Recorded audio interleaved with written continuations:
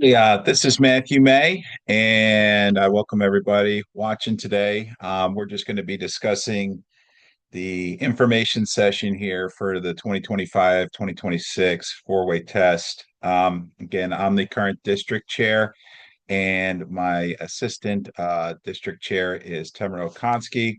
And during this presentation, we're just basically going to discuss the process for getting a four-way test going in your community. All right. So what we're going to do is we're going to walk through the steps on how to implement a contest in your club. Now, the first step I think is pretty obvious. That is, you really need to make contact with the local high school in your area that your club really wants to participate or partner with.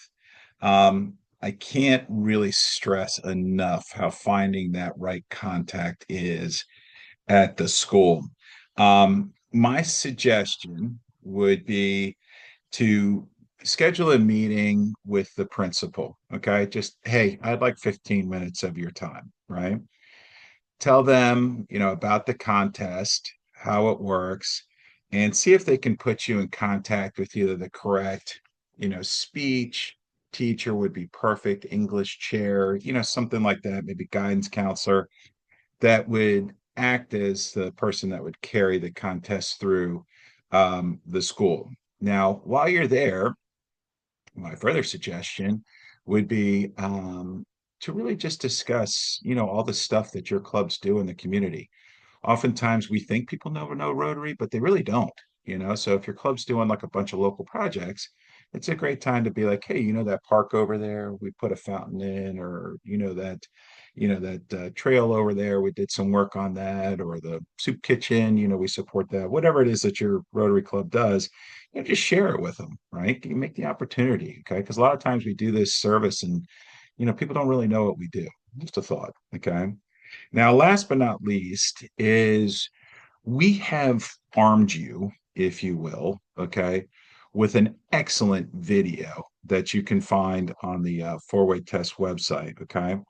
And this video, it includes interviews with, kind of the bottom up, right? Like students talking about how much they really appreciate the speech contest, parents discussing how proud they are of their children. They didn't realize that there was like a lot of conduits out there for public speaking. And then percolating up, teachers talking about how important it's been in their school over the years. And then finally, some school administrators talking about how easy. And it really kind of eliminates a lot of those objections that a principal might have, because after they're watching that video, they'd go, well, students wouldn't be into it. Well, you got the student objection. Well, parents might object. Well, you got the parents, or teachers might find it exhausting to implement the way you got some teachers there. And then last but not least, the school administrators who you're talking to, it's it's kind of hard to sit there and say, well, if school A can do it and I'm at school B, then we can't do it. Now the next step again is to really explain the contest. And my suggestion would be to go through the history of the four-way test. There's a bazillion different resources out there. Okay, I didn't put them all here, but articulate the four-way test in terms of how its history and how it's become the ethical lens or test that Rotary uses internationally. And again, I'd suggest just becoming familiar with the story, almost like you are with your favorite joke, and be able to explain that to whoever it is that you're sitting down with, in terms of that.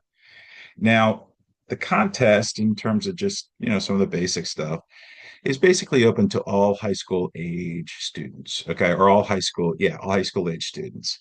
Now, this does bring up an interesting point, okay, in that most clubs get their contestants again from aligning with a school, okay, but you can work with other high school age organizations, including youth groups, Boy Scouts, other organizations where you find a bunch of high school kids, just as long as they're high school age and they're in the district, okay. Now, immediate family members, as well as past district winners, aren't eligible to participate. We just don't want a kid that, might be the next John F. Kennedy or Barack Obama or some unbelievable public speaker winning freshman, sophomore, junior, senior year. I think you guys can understand that. Um, Last but not least, I know this is kind of strange, but The speeches are not recorded, these are live, so students must be present and compete in order to be eligible for a prize. Now, in terms of the speech itself, it can address any topic of the student's choice. Okay. So they really have free reign here. Okay. Now, there are some topics that lend themselves to more compelling speeches, usually things that are kind of contentious, tend to have like a little bit more meat on the bone where it's not, say for instance, stealing, right? Is it the truth? No. Is it fair at all concerned? No. Will book of what better friendships? No. Will it be beneficial at all concerned? No. That's not a very good topic, right? You want something with like a little bit more meat on the bone. Now, I've heard excellent speeches ranging from light stuff like language and humor and minimum wage, all the way to tougher subjects like immigration, abortion, the ethics of drone strikes. I mean, just some contentious stuff, right? I don't know. In my mind, there tends to be a little bit more meat on the bone on the heavy stuff versus the light stuff, but that's just me. Now, the length of the speech, it should be somewhere between 4 and 6 minutes. Of course, it must be original. Now, I will say this, most of the winning speeches tend to push right up against 6 minutes. So you might want to, make sure that they're aware of that your contestants are. Now, in terms of judging, we use 5 broad criteria to evaluate. Now, I'm gonna walk you through a scoring sheet, a little bit later in the presentation, but they all kind of fall under these five uh, categories, if you will. So the first is the opening, right? Does it grip you? Okay. Does what the speakers say, either through their tempo or perhaps their energy or enthusiasm, is it gripping? Is there a hook? Okay. Um, and again, um, you know, the four-way test, this is a four-way test speech. So the four-way test does have to be used in the context of the speech. Typically, a lot of speeches will go something like, "Hi, my name is Matthew May. I'm here to talk about XYZ topic. I feel this way on the subject. And the reason I feel this way is I've used the four questions of the four-way test to analyze this issue." Something along those lines. A little bit more fleshed out, a little bit more gripping, but I think you kind of get the point. The second is the content. Okay. This is, is there a theme, right, to their logic, right? Is there a through line there? And do they use supporting documentation? Because oftentimes you're going to hear very strong opinions that aren't really backed with fact. Okay. So when you have those, you want to, this is where they cite, according to a RAND study and blah blah blah, or according to XYZ, whatever it is, this is where they use their supporting documents. Okay. Organization, this is one of those, you know it when you see it type of thing. Is it well organized? Are they going from point A to B to C to D to conclusion, or are they all over the place? Okay. This is really, kind of, is the speech tight? Okay. And again, you definitely know when you don't see it. I'll just put it to you that way. Delivery, okay, this is what I like to call a little bit more of the sizzle, if you will. This is just how effective is the speaker? Are they forceful? Are they gripping? Are they animated? Or are they just kind of soft and soft spoken and blah, blah, blah, blah, blah? Oftentimes you can have a great speech, okay, that has a lot of good, what I'll call steak and not much sizzle. And people remember the sizzle. And I'll get to the scoring sheet and you can see that there's a lot more weighting on the steak than there is in the sizzle, but you do need to have presence typically in order to do well, if you will. And then the overall reaction, right? Is this a speech that you're going to think about maybe on your ride home or after you hear it? Is it something that maybe changed your opinion about something, right? And this is just, what is your overall reaction in terms of on a human level? Okay. So this is the scoring sheet. It's a standard scoring sheet. We've been using it for years. Okay. And again, I mentioned sizzle versus steak, and you can see all the different things there. Okay.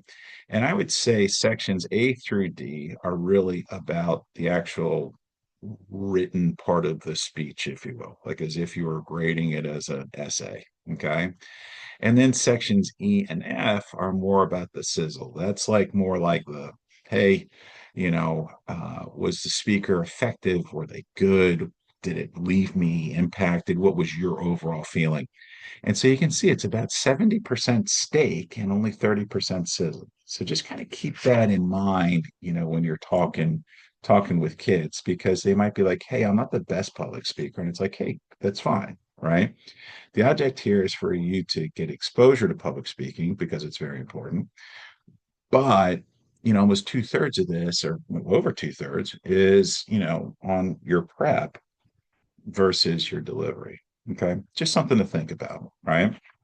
Now, so now in terms of planning the contest, be sure to choose the proper class, club. Maybe it's an interact club, um, to work with. Now, some clubs will use an existing speech club, like there might be a like a speech team or something like that that the school has, youth organization, or just another group of other high school age candidates. Again, kind of like a interact club.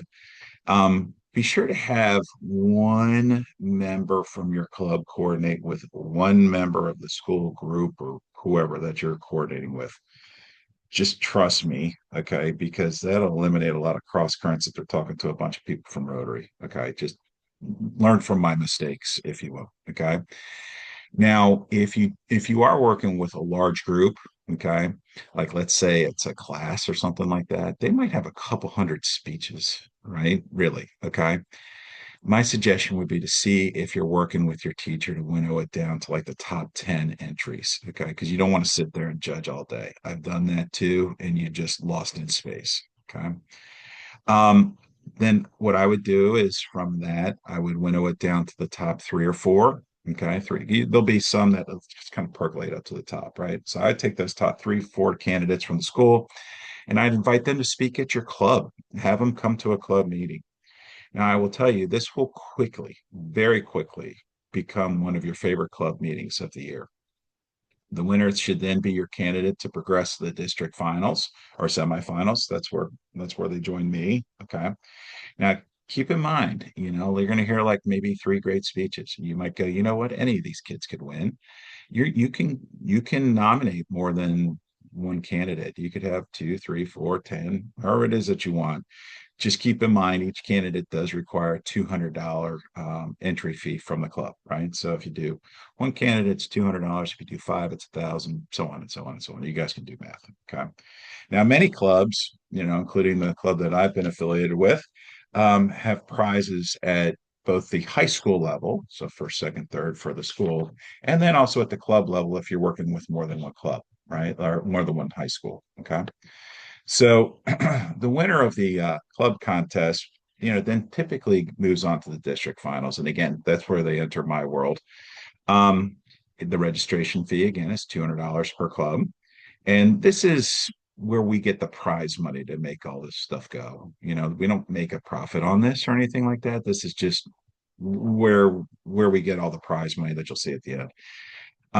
There's a participation agreement that has to be completed by the student, and then also a permission acknowledgement from their parent, just to make sure that they know that they're going to be doing this stuff with us.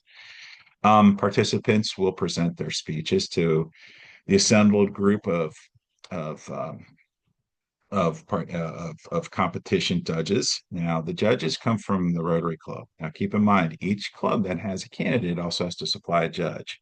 So, if you got one candidate, you got one judge that's got to come with you. If you have six candidates, six judges. Okay. Now, judges will select winners using all the judging guidelines that I showed before. Okay. So, same scoring sheet, the whole way. And no prizes are awarded at the district semifinals. So let me repeat that. There's no prizes. It's our job to winnow this group. Years past is average of 25, 30 kids down to the final four. Okay, which is what presents at the club finals. So or at the district finals. So again, the district semis is just to provide a is just to provide again a funnel of getting it down to the top four. Now, the final competition this year for the district championship will be held at the Comfort Inn in Bowie on May 9th. Um, And again, for the students, um, the club should provide transportation if the student needs it. Okay. Now, 95% of the time, the parents are going to bring the kids to those district semifinals and to the finals just because they want to hear their kids speak. Okay. That's 95% of the time. However, there are some outliers where, a kid might not have a ride. They might be a freshman and a really good speaker, and their parents are out of town, or, who the hell knows, right? And it is up to the club to provide transportation should the student need it. The participants present their speeches to the assembled Rotarians, okay, at the district finals, whoever's there from Rotary at the Comfort Inn meeting in Bowie.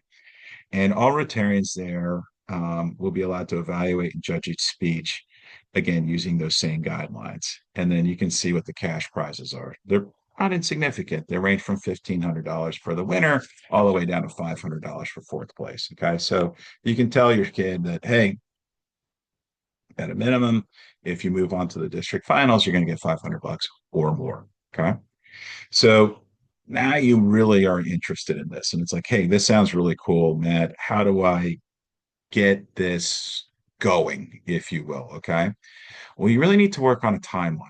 All right. So let's go through the timeline just real quick. And I'm going to work backwards. Okay. Just so you know how we come up with these dates and they're not random and arbitrary. So we know that the district finals are going to be on May 9th at the Comfort Inn in Bowie. So what that means is that means that we have to have the district semifinals, a couple weeks beforehand. So what we're going to do is we're going to look at April 25th, which is Saturday morning. And let me just confirm that. Yeah, April 25th, Saturday morning. I was just looking at a calendar at 8:30 a.m. at Glen Burnie High School. Okay. We've been using Glen Burnie for years. They have a great way it's a great setup for us. And it's kind of central if you think about our district. It's kind of central right there. Um, so if we have to have, all these 30 kids or however many it is presented on April 25th, we need a couple weeks to go through we need a couple weeks to make sure that we get all the registrations in and processing heats and all that other good stuff. And so we're going to need the the applications or the student registrations by April 11th. Okay. Now, keep in mind, Easter this year is April 5th. So many people have a break that next week. Okay. So just kind of keep that in mind. Okay. Meaning that it might not be easy to get kids in on April 11th or 10th. Okay. You might have to maybe make it like a week beforehand or whatever. So that means that you should probably have your club competition, just sometime in March, right? Make sure your kids register beginning part of April. Okay. And then I would make sure that the competition and the kids are getting ready, probably in January. So really starting your club contests then. So let's say, for instance, that your club really likes the four-way test, but they don't have a school that they can readily approach, or they don't have, um, they just don't have like maybe the horsepower to do a whole contest with a school. We have an alternate route, right? And you can think of this as kind of like picking a square at a Super Bowl party, right? And what that is you can basically nominate a student that you don't know for $200. All right. Well, how do you know who your student's going to be? Okay. And this is through our at-large pool, if you will. Okay. So what I discussed before was you have a club, you have a candidate, you want that candidate, you sponsor that candidate. Okay. This is the different. This is the clubs, that have $200. They don't have a candidate, but they want to support the four-way test. And what we have is we have an at-large pool of candidates. Okay. So I'll just walk you through for instance here. Let's say we got 12 clubs that are like, hey, we got $200. We really like the four-way test. We'd like to participate. And we have, 20 interactors or kids that went to RILA, that want to throw their hat in the ring, or, just kids in general that want to participate. What we will do is we'll take and winnow down those 20 interactors to the top 12 from that pool. And then we'll match them up with a club. So you might be a club in Harford County sponsoring a kid from PG County, or you might be, a club out in Frederick sponsoring a kid from, Bel Air, or, Baltimore City or something like that. Right. Okay. And you're just giving the kid the opportunity to really participate in a pretty high-end speech contest in my mind. Now that's where Tamara comes in. She kind of handles that pool. So if you guys have any questions about that, you can see Tamara's contact information below, both email as well as phone number. Um, so what's nice is we've gone all digital. Thank God. We used to be all paper. Okay. So there's online registrations for both clubs and students. Okay. So basically there's three different registrations. The club does one, the student does one, and the parent does one. Okay. So there's three different checks to hit. Okay. Um, and again, the students and parents must sign a student agreement to participate in the finals. Now, if you get nothing out of this presentation, nothing at all, okay, take a picture of this slide, okay, because everything that I am saying, including this presentation, is right on this website. So what you do is you go to District 7620, go to district programs, go to youth programs, and then four-way test. There's the IP address if you can't remember how to do those links, and the stuff that's included on there, including, again, this presentation that you're watching right now, dates for deadlines, in terms of, when you need stuff in. We also have Rotarians from throughout the district that want to work and help those at-large kids craft their speech, or maybe help, some of the students craft their speeches. We call mentorship. So if you're a Rotarian out there that really wants to help, you can do that.